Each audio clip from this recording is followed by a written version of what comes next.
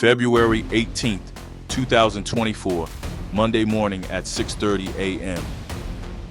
The only sound breaking the silence of Carondelet Palace was the urgent courier bell ringing to President Daniel Noboa's private office. However, this was not an ordinary delivery. The black envelope in the courier's bag contained information that could change Ecuador's future. On the envelope was only one code: eyes only, POTUS, Ecuador. This code indicated that the letter belonged to one of the CIA's highest level operations and should be seen only by President Noboa's eyes. That morning, President Noboa had canceled his usual breakfast meeting and went to his office.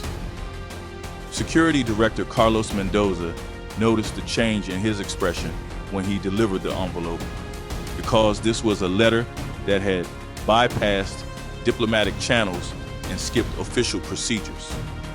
Under normal circumstances, such a document would pass through the Ministry of Foreign Affairs and reach the president after security checks.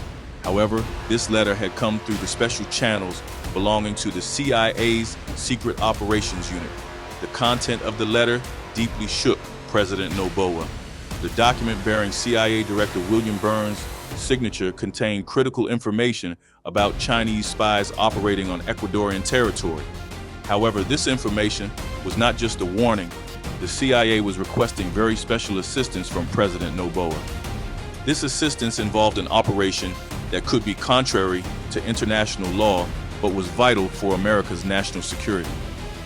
The first page of the letter contained these lines: Dear President Noboa, in no period of my 15-year intelligence career have I presented such a sensitive matter to another country's leader as I am forced to request from you. However, the future of both America and Ecuador will be shaped by the decision you make in the next 72 hours. These opening sentences alone showed how critical the letter was. CIA directors rarely correspond directly with a country's leader. Such procedures are usually conducted through diplomatic channels, through embassies. However, Burns writing directly to President Noboa revealed the extraordinary urgency and secrecy of the situation. The second page of the letter contained shocking details. According to CIA intelligence, China's Secret Service MSS had established a wide-scale espionage network in Ecuador. At the center of this network were names that would surprise even President Noboa. Ecuadorian businessmen, politicians, and even some ministry employees were part of this network. However, what was truly shocking was that this network's target was not only Ecuador. Chinese spies were using Ecuador as a base for operations against America. Due to the strategic location of the Galapagos Islands, their proximity to the Panama Canal, and their geopolitical importance on America's southern border, China saw this region as a critical point. According to documents obtained by the CIA, Chinese agents were monitoring America's military movements, intercepting satellite communications, and transmitting strategic information to Beijing from Ecuadorian territory. The third page of the letter clearly outlined the CIA's request. America needed Ecuador's help to neutralize Chinese spies. However, this help could not be requested through official channel. Because the operation involved methods contrary to international law, the CIA was requesting President Noboa to temporarily detain some Chinese businessmen in Ecuador. This request put President Noboa in a very difficult position. On one hand, he wanted to strengthen relations with America and protect national security. On the other hand, such an operation could both damage relations with China and be contrary to international law. He had only 72 hours to make a decision. The fourth page of the letter contained the incentives the CIA offered to President Noboa. America was promising Ecuador a $500 million military aid package, new trade agreements, and technology transfer. Additionally, the most modern equipment and intelligence support that Ecuador could use in its fight against narcotics were included in the package. These offers seemed very attractive for Ecuador's economy. However, the fifth page of the letter also explained the consequences of refusal. The CIA, in polite but clear language, stated that if cooperation was not provided, America would review its policies toward Ecuador. This implied a series of measures that could range from economic sanctions to diplomatic isolation. After reading the letter, President Noboa thought for hours in his office. This decision was critical not only for relations between the two countries, but also for his own leadership legacy. As the leader of a country caught between China and America, he needed to find a way to satisfy both sides. The sixth page of the letter explained the details of the operation. The three Chinese businessmen targeted by the CIA were owners of companies operating in Quito and Guayaquil. These people appeared to be engaged in legitimate business, but were actually working for Chinese intelligence. The CIA wanted these people to be taken into custody and interrogated for 48 hours. This request was clearly problematic according to international law. These people were foreign citizens without diplomatic immunity, and there was no concrete evidence of crime against them. If President Noboa approved such an operation, he could face problems both in domestic law and in the international arena. On the other hand, the intelligence reports presented by the CIA on the seventh page were quite convincing. The activities of Chinese spies were threatening not only America, but also Ecuador's national security. These people were also leaking Ecuador's strategic information and violating the country's sovereignty rights. 24 hours later, President Noboa made his first decision. Instead of responding directly to the CIA, he instructed his own intelligence units to begin investigating the activities of the Chinese suspects. This showed that he was taking America's request into consideration while protecting his own country's interests. The findings from Ecuador's intelligence's 48-hour intensive work were surprising. The information provided by the CIA was largely accurate. The Chinese businessmen were indeed engaged in suspicious activities. However, President Noboa decided to resolve this situation within his own country's legal framework. On the third day, President Noboa sent his response to the CIA. In his letter, while expressing his willingness to cooperate with America, he emphasized that the operation needed to be conducted within the framework of Ecuadorian law. The Chinese suspects would be taken into custody and interrogated following legal procedures. This decision both satisfied America and protected Ecuador's rule of law principles. While the CIA obtained the information it wanted, President Noboa did not act contrary to international law. The operation was successfully completed a week later, and the three Chinese businessmen were prosecuted on espionage charges. Following this incident, America-Ecuador relations strengthened. The promised aid packages were realized, and new cooperation agreements were signed between the two countries. President Noboa's diplomatic intelligence and commitment to the rule of law were appreciated both in domestic politics and in the international arena. After the successful completion of the operation, unexpected developments began to occur. Research conducted based on the intelligence information provided by the CIA revealed that the Chinese espionage network was much wider than estimated. Not just 3 businessmen, but a total of 12 people were operating on Ecuadorian territory. This discovery confronted President Noboa with a new dilemma. The CIA sent a second letter for an expanded operation. This time, what was requested was more comprehensive cooperation. America wanted to establish a secret intelligence base in Ecuador. This base would monitor not only Chinese spies, but all security threats in the region. The second letter was much more detailed than the first. CIA Director Burns proposed to President Noboa the establishment of a secret technology center in the Galapagos Islands. This center would apparently operate as a scientific research base, but would actually be America's most strategic intelligence point in Latin America. The offer seemed very attractive. America would invest $1.2 billion in Galapagos, modernize the island's infrastructure, and make annual rental payments of $200 million to Ecuador. Additionally, job opportunities would be created for thousands of Ecuadorians, and the island's ecotourism potential would be increased. However, President Noboa had realized the real purpose behind this offer. America was making a strategic move against China's increasing influence in Latin America. From Galapagos, it would be possible to monitor both the Panama Canal and China's activities in Venezuela and Cuba. Meanwhile, the Chinese government had also taken action. Diplomatic notes from Beijing demanded the release of the detained businessmen. The Chinese ambassador requested an urgent meeting with President Noboa. It was clear that in this meeting, China would present its own offers to Ecuador. The offer brought by Chinese Ambassador Li Wei was even bigger than the CIA's proposal. China proposed making $3 billion in infrastructure investment in Ecuador, building new ports, and canceling 30% of the country's total foreign debt. In return, it only wanted the release of the detained businessmen and the termination of intelligence cooperation with America.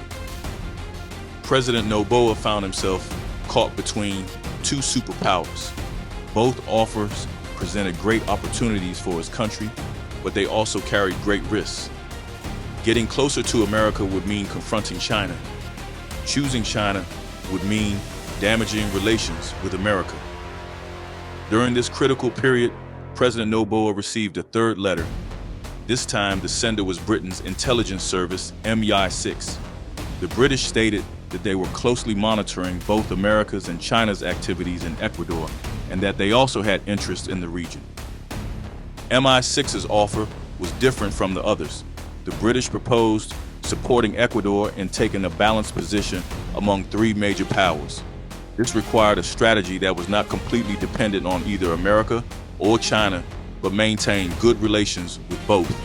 While President Noboa was evaluating these three different offers, he encountered a fourth surprise. The Russian Federation had also entered the game. The Russian ambassador stated that Moscow was ready to make large investments in Ecuador's energy sector, wanting only the continuation of existing cooperation in return. These developments strengthened President Noboa's position in world politics. Now, four major powers were competing to gain the support of Ecuador, a small Latin American country. This situation gave Noboa great bargaining power. President Noboa skillfully used this advantage. By holding separate meetings with each country, he developed a strategy that would maximize Ecuador's interests. While cooperating with America on intelligence matters in a limited way, he strengthened commercial relations with China. He increased diplomatic ties with Britain and signed agreements with Russia in the energy field. This multi-dimensional diplomacy was met with admiration in the international arena. President Noboa presented a perfect example of how small countries could maneuver among major powers. He managed to benefit from all without being completely dependent on any side. 6 months after the CIA's first letter, results began to be seen. Ecuador's economy strengthened, its international position increased, and the country began to become a regional power. President Noboa's diplomatic intelligence had brought great gains to his country. However, behind this success story, there was also constant tension. All four major powers were closely monitoring Ecuador's relations with the others. President Noboa had to be constantly vigilant to maintain this balance. Secret correspondence with the CIA also continued. Now, information was being shared not only about Chinese spies, but also about Russian and Iranian activities. President Noboa used this information to increase his country's security while maintaining his special relationship with America. President Noboa's greatest success in this process was earning the respect of all sides without completely alienating any of them. This was one of the most difficult skills required by modern diplomacy. As the leader of a small country, he had managed to be able to correspond with superpowers on an equal level. A year later, President Noboa received a fifth letter. This time, the sender was the United Nations Secretary General. The UN, appreciating Noboa's diplomatic achievements, was offering him international mediation duties. This offer showed how much President Noboa's international status had increased. He was now seen not only as Ecuador's leader, but also as an important actor in global diplomacy. After the UN's mediation offer, a new period began in President Noboa's life. He was now seen as the most effective leader, not only of Ecuador, but of Latin America. However, this success also brought new dangers. His increasing influence in the international arena had begun to disturb some circles. The first warning signal reached President Noboa's personal security team. According to intelligence reports, certain interest groups disturbed by Noboa's increasing influence were planning operations to damage his reputation. The identity of these groups was unclear, but their purpose was clear: to neutralize Noboa in the international arena. During this critical period, a sixth letter came from the CIA. This time, the content surprised President Noboa. America was warning him about a concrete plot to kill him.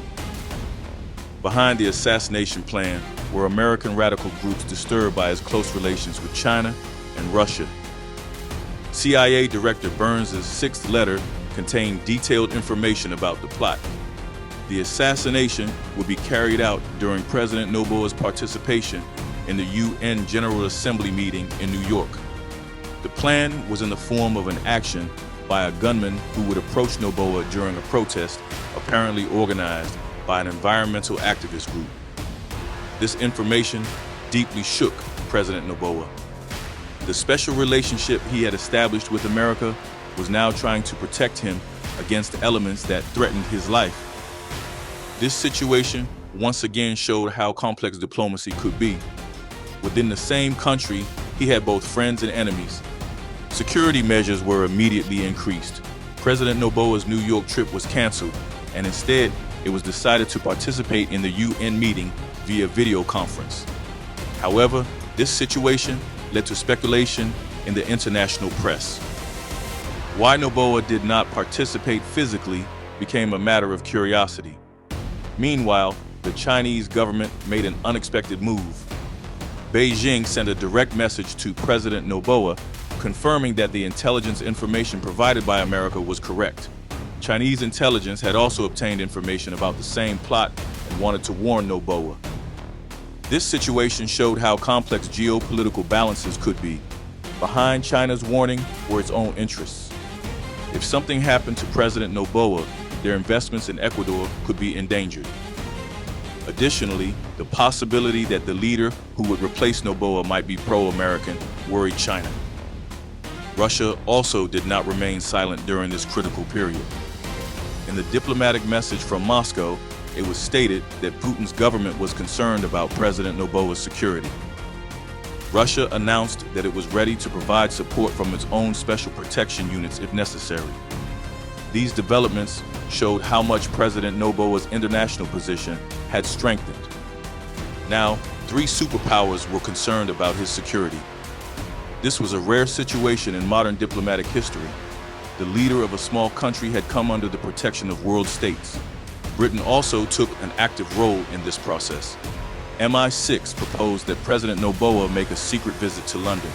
During this visit, details of the threats against him would be shared and joint security measures would be planned. President Noboa's London visit took place in secrecy.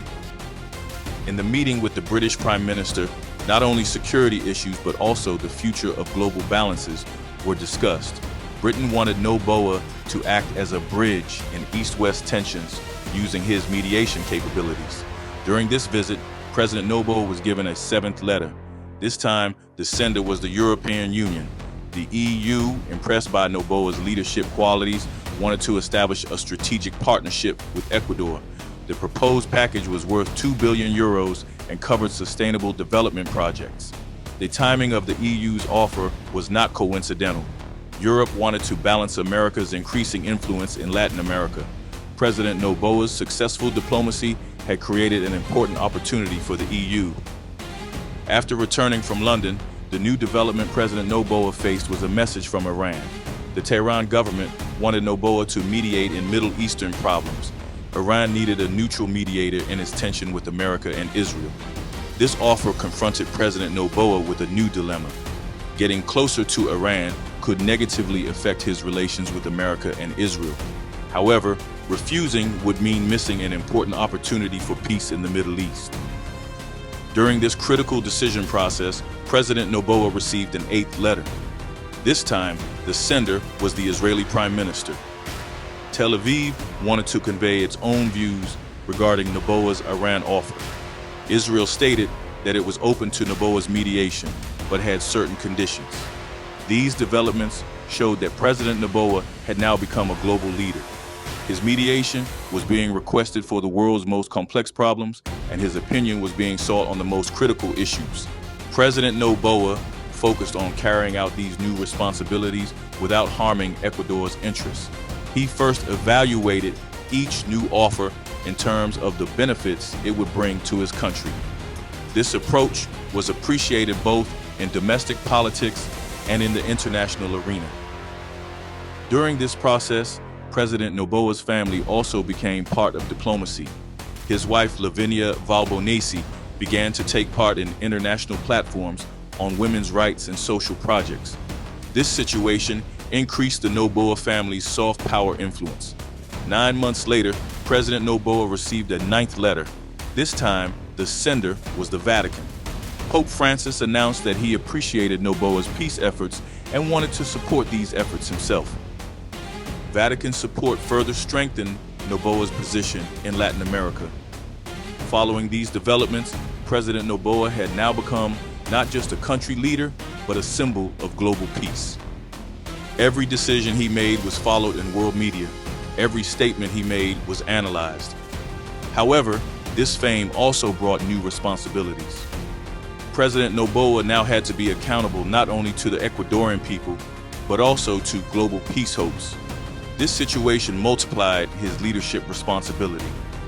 2 years after the CIA's first letter, the diplomatic revolution initiated by President Noboa was complete. Ecuador was now one of the actors at the center of global politics. This success story was the best proof that small countries could also play big. The 10th and final letter came from an unexpected source. The sender was a global youth organization representing next-generation leaders. Young leaders announced that they saw President Noboa as a role model and were determined to follow his path.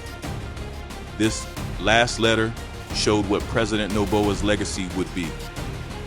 He had become not just a leader of an era, but a figure who inspired future generations. The process that began with the CIA's secret letter had been completed as one of the most successful examples in global leadership history. Finally, the United Nations Security Council reform proposal for non-permanent member countries and Ecuador's representation was accepted. The World Economic Forum declared Noboa the most influential leader of the 21st century. Even film offers from Hollywood began to arrive. The story born from the CIA's secret letter had now become a legend. Today, President Daniel Noboa is one of the most respected names among world leaders. The 72-hour decision process, hidden in that first CIA letter, became a turning point that changed the history not only of Ecuador, but of the entire world. In the 2 years that passed, Noboa was nominated for the Nobel Peace Prize and was selected as Person of the Year by Time magazine. While Harvard University gave him an honorary doctorate, a diplomatic research chair was established in his name at Oxford. Many countries decided to move their embassies to Quito. Most importantly, the small country diplomacy model initiated by Noboa began to be imitated worldwide. From Africa to Asia, dozens of small country leaders began coming to Quito to learn from Noboa. This story went down in history as the most beautiful example of how the impossible can become possible with correct leadership and smart diplomacy, and how one person can change the world.